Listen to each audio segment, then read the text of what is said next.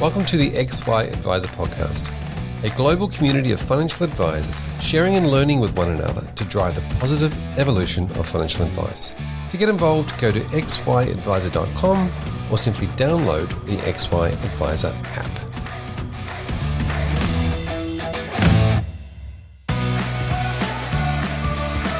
This series, Deeper Client Relationships at Scale, is brought to you by My Prosperity, the all-in-one client portal and app designed to enhance your practice efficiencies, promote your digital brand, and grow your revenue. You can book a demo directly from the website. Go to myprosperity.com.au.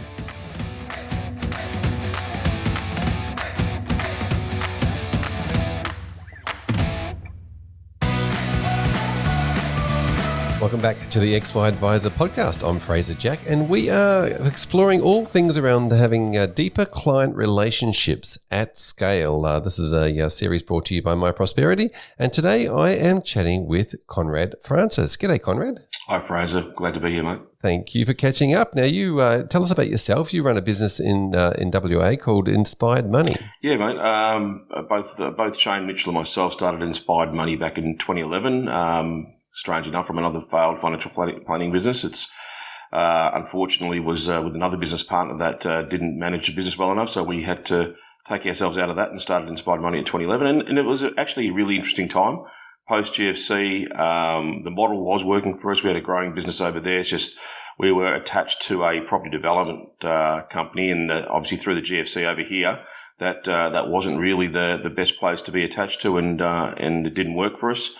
So we wound the previous business up. I extricated myself, and Shane joined me on that journey with another person, and we started Inspired Money in 2011. And from that point in time, it's been onwards and upwards. Yeah, fantastic. And we'll get into that story in a second. Sure. Now that's but you started that business, and now you've grown. Now, what sort of size is it at the moment? We've got about in excess of probably 2,500. I say clients, but obviously there's probably 300 fee-paying clients, and the rest are probably more insurance-focused clients. Yep, fantastic. And how many staff? We've got 3 overseas now, 2 in the Philippines, 1 in India, and we've got 13 in the office. Wow, fantastic. So it's a fairly decent-sized business then. Yeah. I mean, it's one of those things that you think you don't know how big it's going to get until you actually start to grow your business and build scale into it. Yeah, fantastic. So let's go back. And explore your story. Yeah. It's it's an interesting story. I think it sort of started as a bank, a bank teller, and worked its way through to becoming a bank financial planner. Bank teller. I mean, they usually call them bank Johnnies, mate. I was at the National Australia Bank from about 1999.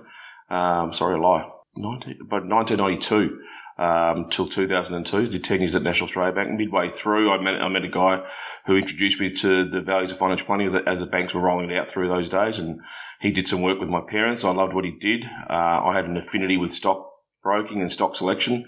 Started to understand the wider value of financial planning, and went down that path within the National Australia Bank. Got to a point where I could see that and I say this really politely. I mean, the bank only had their product, so the reality is that's all you had to serve the clients with.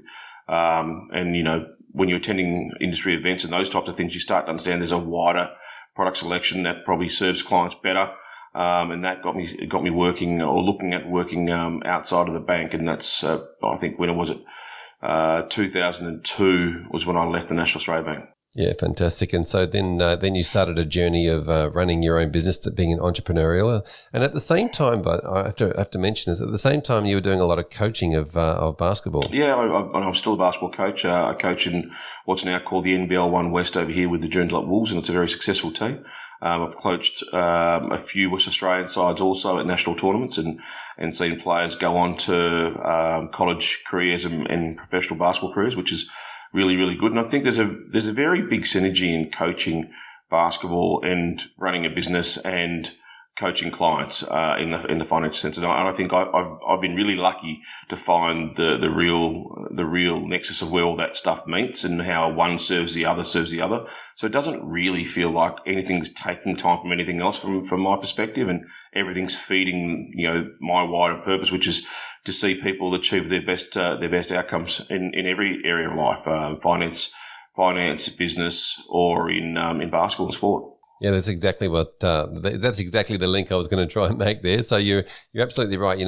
Coaching people or coaching humans, whether it's sport or taking control and being accountable for their own decisions and money and all those sorts of things, very similar. And we think about financial coaching as something that is a little bit different from advice, but essentially it's kind of the foundation for financial advice. 100% it is another. We've actually gone backwards to go forwards. We've actually got a couple of our advisors now are trained in money coaching, which is more behavioural, and then that becomes the platform we can build off. So if we identify clients getting stuck on their money journey, then we'll pull them back and pull them into the coaching journey. Or if we think they're not ready for financial planning advice just yet, we'll put them down the coaching journey first, just to give them a better foundation to receive the advice. I don't believe any advisor doesn't want to connect with their clients. It's just that sometimes it's not done. It's not best done with advice first. You've got to look at the foundation and where people can receive the advice.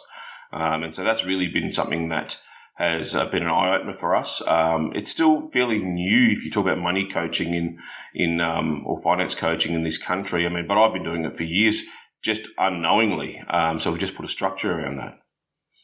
Yeah, fantastic. And when you mentioned that you've trained some of your staff, what sort of training courses have you found out there? Well, we scour the internet and look for what seems to be the most popular, but also one that was synergistic with how I spoke about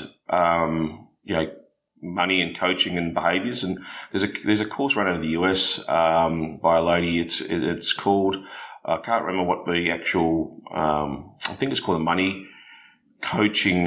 I couldn't quote. Is that the Money Coaching Institute? I think it is. Yeah, it is. Yeah. And so she puts people through a 6-week certified money coaching course, which obviously allows the attendee to go through their own journey and then apply that to some teaching processes. And we've now pulled that information out. We've got a digital platform which one of our teams built by way of an app which sits on a person's phone. And so we've got the ability to do that as a one-to-many, or obviously in some cases a one-to-one type scenario. Fantastic. And that goes into the different archetypes. Sure. Yeah. I think with everything is it's easier to understand when you create an archetype around something, because it's very hard to understand when it's about you. So when you can extract it into an archetype, it's very easy to talk through. Yeah, exactly, and sort of brings everybody into a realizing that they're not the only one in that situation. Yeah. Now let's go back to your journey, because it's quite interesting. You, as you mentioned, you've been involved in businesses, and then you found yourself on the wrong end of a business partner. Yep. Tell us about that process. When I left the National Australia Bank, I went into partnership with an accounting practice, and that was fun.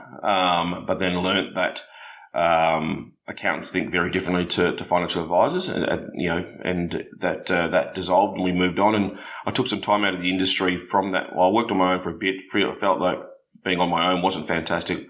Took some time out of the industry, and then came back into the industry with what I believe to be, a business that was going down the right path. They were largely a mortgage brokerage firm. They wanted financial planning to run the side of it, and then they were doing their own offshoot property development stuff, and it sounded great. But when the GFC hit, that just challenged everybody's reasons for why they're in business. And obviously, it wasn't about building the financial planning business. We were the cash cow that was supporting everything else, and the money was just being used to patch up other wounds, and it just wasn't fun. So we Shane Mitchell, myself, and another staff member extricated ourselves from that. And inspired me from that point in time with a clear focus of financial planning. We've now obviously added a mortgage broking arm to it, so we've back-ended it as opposed to leading with mortgages. In Australia, whether I like it or not, I'm not a very pro-property person, but every Australian's dream is to have a property. So instead of trying to battle the conversation, we just jump in bed with them and at least get them out of the debt as fast as possible, as opposed to trying to say don't do it. Yeah, some very interesting learnings in that process, and then obviously sort of resetting and then working out exactly what you do want your business to look like. I think that's probably fairly valuable. And then obviously starting again. Tell me about starting again from scratch, starting a business from scratch. How did you go about that? Well, Jack, this time around obviously it was very different because I now believed I had the ability to grow a business and believed in myself. And I think that's the other part of this journey, right? It's understanding that, okay, what you can and can't do, what you do and don't want, and what you have to accept responsibility for on that journey. And I think from that point in time, being in business with the accounting practice, being in business with the property developer, I just passed on a lot of responsibility I didn't necessarily want to grow into and accept. And therefore, obviously, what happened were those two businesses dissolving. Now, going into Inspired Money, I did some work on myself. I knew what was going on. I knew what I had to step into and what I had to accept and be responsible for. And my conversation with my other business partners at the time was exactly that. They all wanted to go into, somewhat of a equal shareholding. And I said, I can't do that. I've got to accept full responsibility. If you believe me, then back me in and I'll deliver. And I took it upon myself to do that. Yeah, that's really interesting. So you're going in there saying, to build the best business, I need to build the best you first, and starting with you and doing some work on yourself. Yeah. You mentioned, taking responsibility a few times. I think I've seen some other clips with you talking about the word accountability. That's obviously fairly big in your personal values. Accountability is massive. I mean, there's only two things I use. I mean, it's not my equation. I don't know where I came up with it or found it, but it's one I've used over the last, in excess of 10 years. Accountability plus empowerment equals high performance. And the truth is, they're the only two things I ever worry about. Do you believe in what you're trying to achieve, and are you doing the things you need to be doing? And I think some people, when they're not achieving what they want, I just break down one of those two parts of the equation, and we can figure it out pretty quickly, And usually people are spending time in the wrong areas, or they're doing the wrong things, or they actually don't believe that they deserve or are able to be where they want to be. And I've worked with plenty of businesses now, and I've worked with plenty of athletes that have achieved, getting to Olympic Games and the like. And it's really that simple. I mean, I don't think we need to complicate it anymore.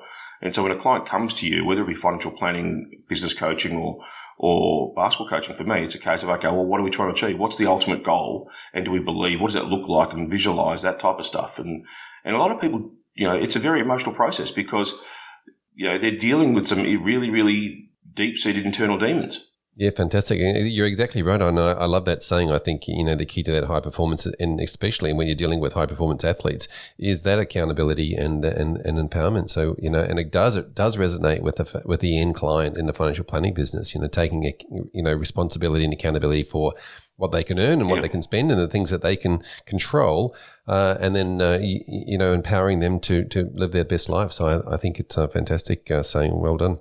Thank you for sharing that. So that probably leads us to the business that you've got now. Tell us about the business that's set up now. How does it work, and how does it help the clients it works with? Well, Inspired Money is a goals-based advice business, and I think we talked about that earlier. I mean, goals-based advice, I believe most advisors have been giving goals-based advice for a while. It's just a term now that's been used, which I think helps focus the business and engage the client on in an area that we can all play in, not just technical, which I don't believe any client really likes unless they're probably engineers. So when you can talk about a goal, it makes it a conversation that's owned by the client, driven by the client, and we're essentially holding their hand on their journey. And I think that's something like a client comes to talk to us about retirement. Well, I love to get them to visualize what retirement looks like, feels like, and means to them. And from that point in time, work backwards to where things need to happen, so the actions that need to happen to allow that vision to become reality, and that's exactly what we're talking about with relation to accountability and belief. Fantastic. And do you work with any particular demographic of client? Or is it mostly? I love mums and dads. I'm a pretty simple person. Mum and dad came from Myanmar back in 1972. We didn't have a lot, and so the goal, the goal for Inspired Money was to work with mums and dads and to keep advice affordable for all Australians. And it's a pretty big goal, but I mean, I was taught by my business coaches that it's got to be big enough to get you up in the morning and dial you in. And when I look at my family, where we are now versus where we were then, I'm really grateful for the advice that advisor gave my parents. And I'd love every client to get advice. I mean, I think people think they can't afford it, or people think they're not worthy of it. And that's the myth I want to break.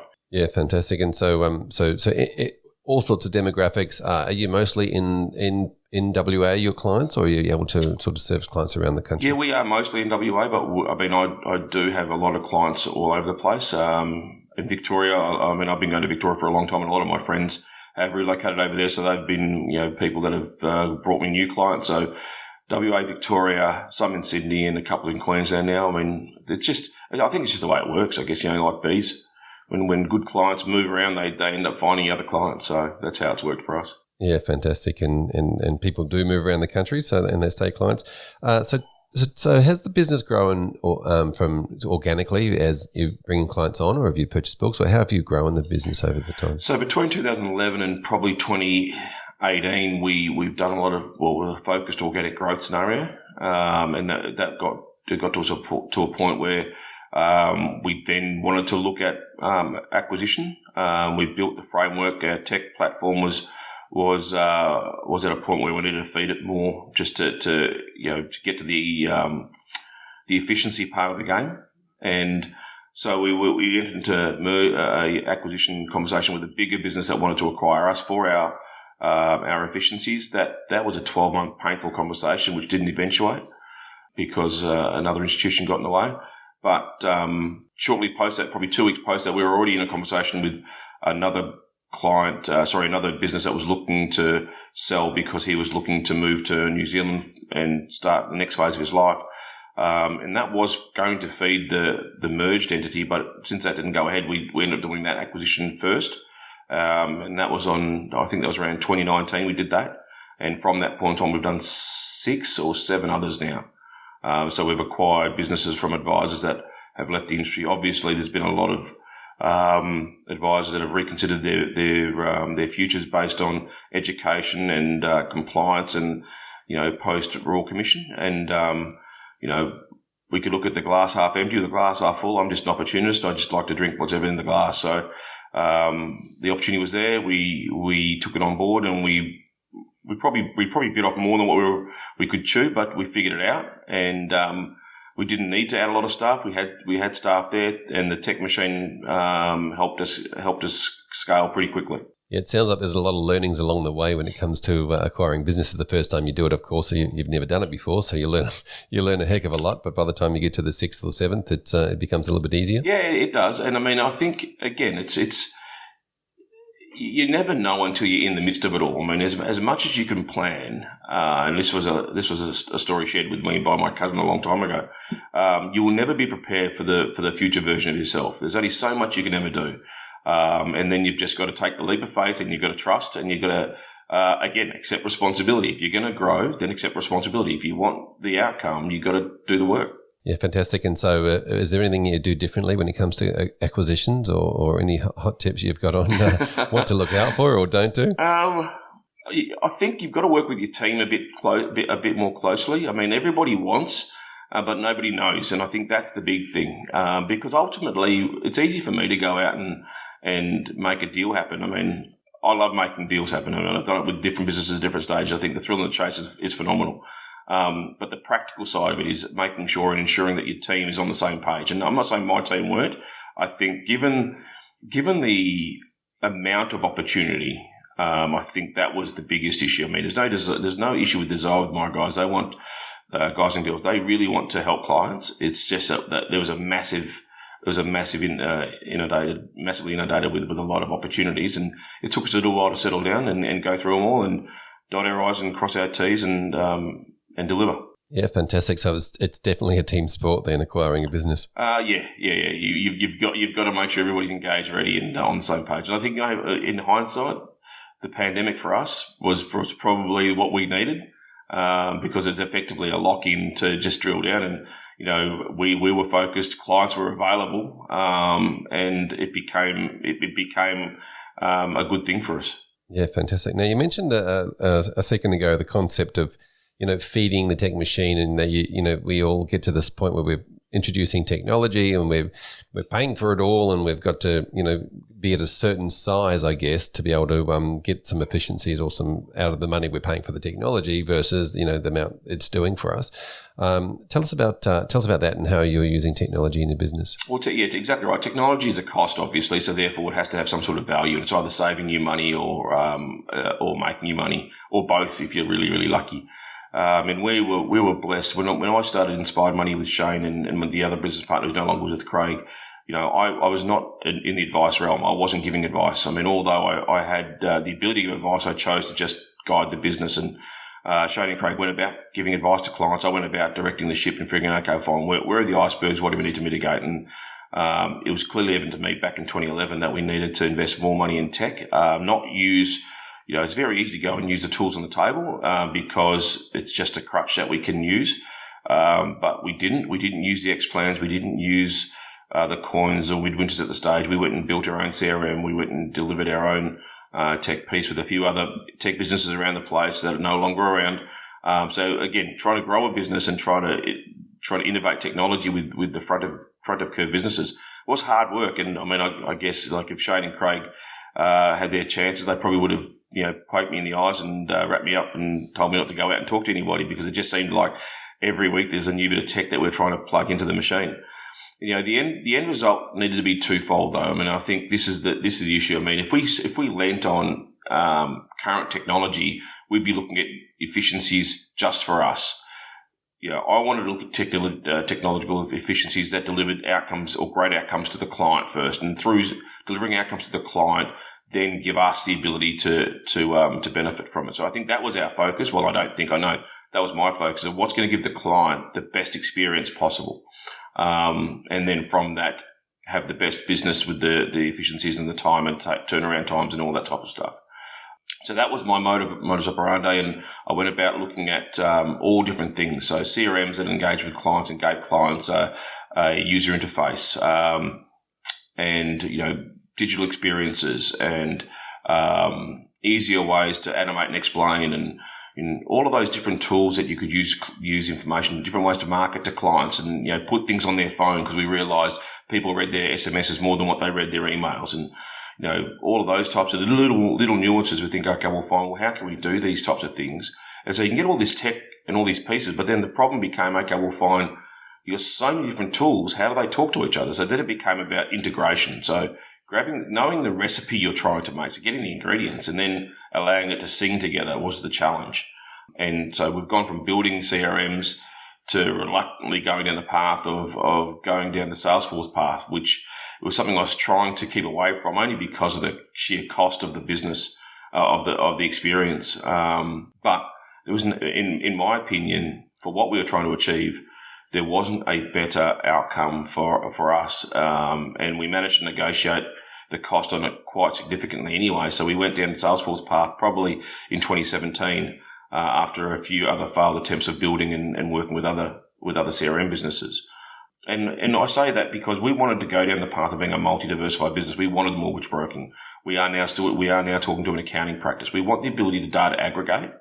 And so Salesforce was probably the most open, and most cost affordable and open to diverse businesses.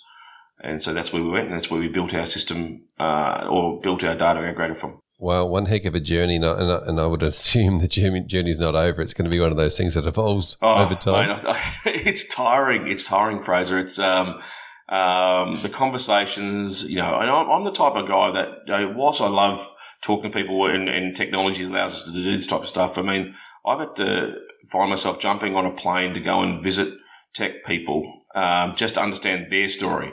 Because that's the type of person I am. I need to know, particularly with startups, and we've used a lot of startups, what are you trying to deliver? And, and the ones that are on the same journey as us, they're the ones we end up working with. Thankfully it's worked more often than not. Yeah, fantastic. You're absolutely right. And tech companies have to start somewhere, so there always has to be startups. But you do have to understand what they're doing and what they want to do and what they want to achieve. Now, you've mentioned Salesforce and the integration word. How has that gone with you, and what have you managed to integrate? So we've pretty much integrated. So our front end experience obviously is with My Prosperity. That's our user interface. And when I saw My Prosperity in probably 2014, 2015, I thought it was nirvana. That's exactly the tool that I want to see on a client's phone. And at that stage, they didn't have the app, but that's what we wanted, and that's where their vision was. And it gave the client, a central source for their financial information. And we've been working with them ever since to try and get other parts of the client's financial journey integrated onto their platform. So we're still work in progress, and I think their recent announcement about working with Midwinter, again, it's fantastic for us. Midwinter is another tool we have used, so we've plugged that into Salesforce. Not that we produce a lot of documents out of Midwinter; it's probably been used largely for our own calculation purposes. We're under, a licensee under AMP, so we're very strict and rigid. So we've done all this working underneath this license, mind you, which is not usual. And so we don't use Midwinter at this point in time for the documents.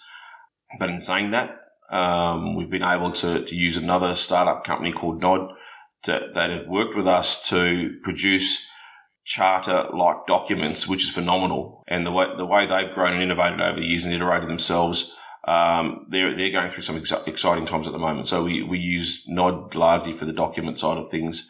What do we also use? Digital signatures. We went down the path of Sign Now. Now, at that point in time when we went down digital signing, yes, Adobe was there. Yes, who were the other ones? There was a few other ones around the place. DocuSign and all those were there. Mate, I'll be honest with you, it was a cost thing. For us, Sign Now was more cost effective, and to be honest with you, the user experience was actually quite cool. So we went down that path. Will we stay there? We're not sure. Still where we are at the moment. I know some of the documents that do come from Charter are all on DocuSign, and we may be forced to go down that different path just because it's more widely accepted. But that's it's simple as unplug, plug in. It's not a holistic change for us anymore. Things like Twilio, which allows us to SMS clients from Salesforce, and we SMS clients everything through reminders about reviews and meetings. I've ordered pizza off Domino, and I love using the app on the computer because it tells you where the whole process is. And you find yourself watching this bloke deliver your pizza to you. And I said to my guy, I said, that's what I want. I want a client to understand where they are in the financial planning process, particularly when they start with us, because the process can be so onerous. And it honestly challenges me to see how long it takes from start to onboarding a client in some instances that, we just need to be giving the clients information. And so again, with a business that's built on scale, you can't necessarily pick up the phone every time and let a client know their file's progressed. But you can send them an email, you can send them an SMS, you can tell them you're thinking about them, you can invite them to give you a call. And so when a client's file goes through the process, that's what we do. Can we do it better? 100%. But, at this point in time, it's not a Domino's experience, but it's an experience better than where we were 10 years ago, 5 years ago, probably 3 years ago. That's fantastic. I love the way you've taken that concept, and you're absolutely right. It's about being transparent and showing clients where they're up to, and letting them know, that they are transforming in a way, and they get a pizza at the end of it, which is great. Hopefully, it's a bit better than a pizza, but it's, I don't know, mate. Like I don't have a problem. I don't have a problem with businesses that don't use technology. My issue is that do they realise that life could be a lot easier? And I think that's the issue. But you've got to get uncomfortable. You got to grow, right? So you've got to become uncomfortable to become comfortable. And using tech yourself is where you have to be. And if you're not prepared to use tech, then you can't get your clients using tech. Then my question is, and our goal was simple, is to keep advice affordable. So we can't keep advice affordable if it's an onerous manual process. So invest in technology, but then to cover the cost, you've got to scale your business. Otherwise, it just becomes a very expensive tech stack, which again is fine, but your client will pay for it. Yeah, it's a balancing act, isn't it, between having all the technology and having enough clients going through it. So let me just go back to the concept of deeper client relationships at scale, and being able to say, how do we have relationships? Talk to me about the client relationships and using technology in that way where you've got the client to develop the relationship, even just with the business, more so than just one or two people in the business. I guess I mean, our journey with a client starts digitally. And, we onboard them through the process. So you'll go to our website and you'll see there's a lot of tech introduced even on our website, but they'll use My Prosperity. We use My Prosperity onboard. So they're put into that space straight away. And then our first meeting, ideally, if the client fills in as much information as possible, which they do these days, which, if you take me back a few years, I'd say a client don't want to fill in digital fact finds. The truth is they're more accepting to digital these days than they are paper in most instances. And particularly if an advisor is prepared to show them how to use it. But if a client comes and they've gone through the onboarding process the way they should, then we're sitting there playing with the advice delivered in their space, i.e. what they see on their end. We generally put a retirement goal in the tool straight away, and then we work backwards from there as to, okay, we'll find what are the advice gaps that exist because the retirement goal now is actualised. Now, most people will tell you, oh, yeah, I want to retire at the age of 65 or 67 or whatever the date is. And when they don't give you a date, because some don't, we can make some assumptions with them and prior to them coming in and use the assumptive data that we've got.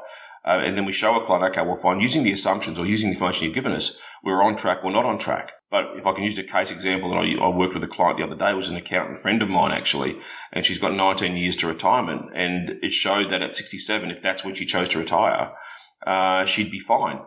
The question then was, okay, but that's 19 years away. I said, how certain are you that you're going to earn 100K plus, over the next 19 years? So that showed us some gaps, predominantly insurance gaps. Because that was the biggest risk, other than education gaps to stay relevant and employable. And then she said, well, what if I wanted to retire 5 or 10 years earlier, Conrad? I said, okay, well, fine. We moved that line in the tool, and it showed that we had about a 500K capital gap. And they said, now we've got an investment gap, and then we can talk about that.